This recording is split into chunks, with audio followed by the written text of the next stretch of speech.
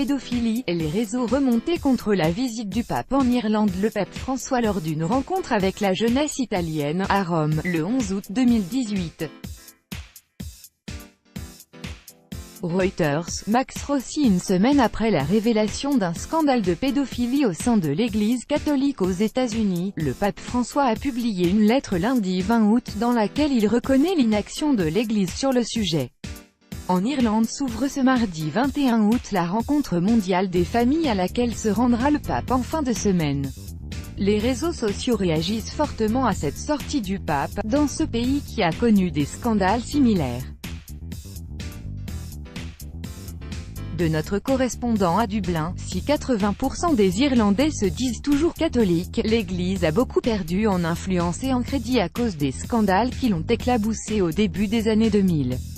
Et alors que débute la rencontre mondiale des familles, certains commentaires interrogent « Pourquoi célébrer une institution qui a camouflé des crimes ?» D'autres ironisent sur la défection de plusieurs cardinaux nord-américains qui devaient assister à l'événement, mais qui se sont décommandés sur fond de soupçons de lien avec la récente affaire de pédophilie outre-Atlantique. La lettre du pape apparaît insuffisante et tardive pour beaucoup d'internautes. Certaines victimes d'abus sexuels ont même dit sur Twitter leur ras-le-bol des excuses officielles en attendant de vraies actions. Et même si le clergé irlandais relaie ces critiques, il est aussi la cible de critiques ou d'insultes. Un fort ressentiment persiste à l'encontre des responsables religieux. Il existe une fracture entre les dignitaires catholiques et les croyants. Exemple donné par un internaute qui raconte que sa mère de 82 ans croit en Dieu, mais pas en la hiérarchie ecclésiastique.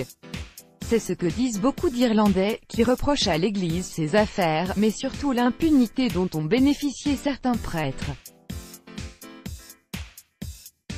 Toutefois, de fervents défenseurs de l'Église existent et ils rappellent que, grâce à elle, la République d'Irlande a eu des écoles et des hôpitaux lors de la création de l'État, il y a un siècle. Il juge également très biaisée la couverture médiatique de la visite papale. Les violences à l'égard de milliers d'enfants ont peut-être quelque chose à voir avec ça, rétorque sèchement une jeune femme sur Twitter, tandis que d'autres rappellent la liste des scandales liés à l'Église catholique.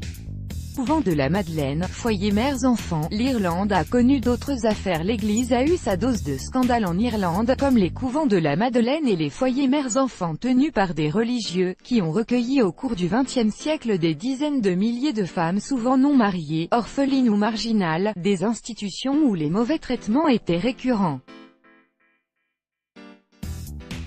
Les survivantes attendent toujours que la justice se fasse, ainsi que des compensations financières.